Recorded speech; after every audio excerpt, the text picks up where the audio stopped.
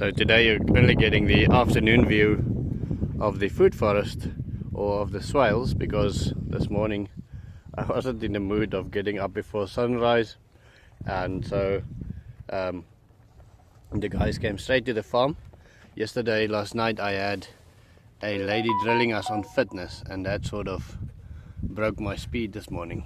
So Steve asked me about drip lines on the swales, and so these drip lines are actually almost still brand new. I know there's a little bit of chalk on them, but they are still almost brand new. This was a gift to my in-laws, and I didn't use them a lot before they removed them, and so this is something that I can use now. But now, quickly want to show you something. I just want to jump over here without getting my feet full of manure. This is the spillway that we're busy constructing. It's going around there. It's still not finished. There's still a lot of work to do. Water come around here. Now, as those guys from the big permaculture guys told me, is the water doesn't like to turn 90 degrees, so we'll make a plan there. But then the water falls into this level ditch.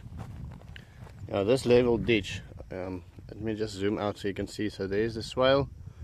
Water comes around there, go over the spillway, comes back in the next swale, falls into this ditch, and this ditch runs parallel to the swale, and then that gives it a more equal possibility to run over and not cause as much erosion.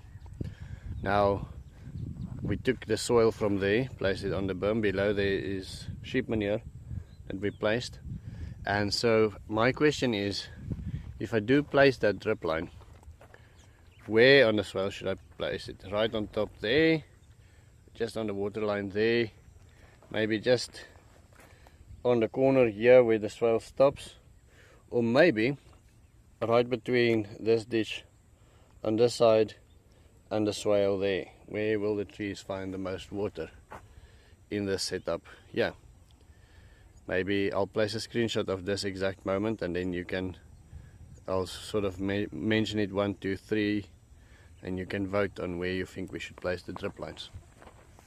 So this is what Lucas has done in the last 2 days. I'm thinking of getting him a t-shirt that says termite, because he moves so much soil. We'll have to cross this place just below the swivel pipe, so we'll have to build a sort of a little dam or something there. And then Lucas has already been spitting here with a fork to go on.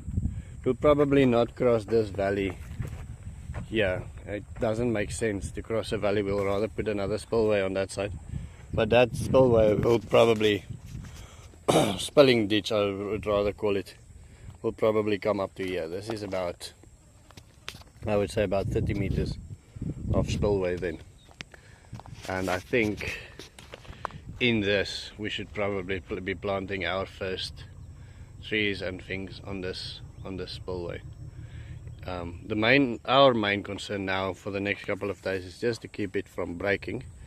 We were supposed to receive rain on Sunday, this coming Sunday. I see the weather forecast has changed. There is now no rain forecasted for this weekend, but we might get rain next weekend. So our rain has been postponed by another week. I'll have to speak to management about that, because that really puts a spanner in my works. And I'm not going to film the whole journey, but I quickly want to show you what we are building on the other side of the swale as well. We are here now on the other side. This little patch that looks different than the rest is where the swale broke the previous time. And as many people pointed out, that if you want any form of stability, you need a clay content. And my personal opinion is that there's not enough clay in this soil right here.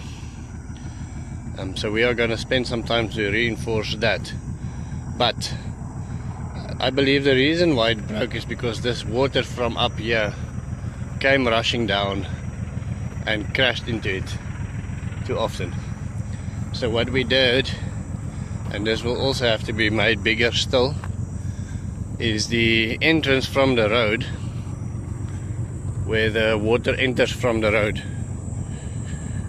there.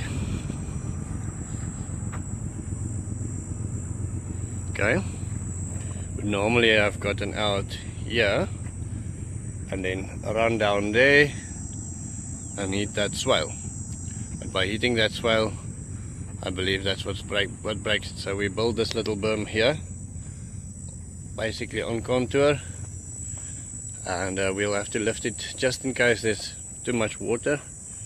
On contour, and we are going to drop this, continue on contour more or less, and then drop it in the little wash that goes down to the dam. That dam will then fill up. Now what water does is when it hits other water, it calms down. So if you have a river, fast flowing river entering a dam, it just dissipates all of that energy and it calms down. It goes much slower and all of the energy is lost, and that is what we want. The dam is our strongest part. We had a bulldozer build that a while ago, so it goes down that little wash there, hits that dam, and then slowly but surely comes back and fill the swale to both sides. Hope that makes sense. I would love to hear your answers there. Oh, one more thing. Grace Alonso asked, so that's the farm, but what about your homestead? Now, my home currently I'm renting. It's also the same place that I have an office. So we turned 3 garages into an office, and then we rent there. I had quite a nice vegetable garden in front, and there's still some vegetables growing there. But a couple of things make me not make it such a big permaculture property. First thing, our landlord doesn't like mulch. So if he visits and there's mulch, his heart is not happy. The second thing is, for the last 3 months we've been planning on moving here, for living here, and then still working at the same spot but living here. So all of my money and energy and work and everything we invested in this site here. So our homestead will be my mother-in-law's home pretty soon. It seems like it might even happen within the next 14 days, and then we can start changing our homestead, and I can then show you something what the homestead looks like to be proud of. Obviously that will also take a long time, but then at least it's mine and it's something that I can work on. Right, that is the end of my story. I will see you tomorrow. I hope you have a blessed weekend if you don't see my videos tomorrow.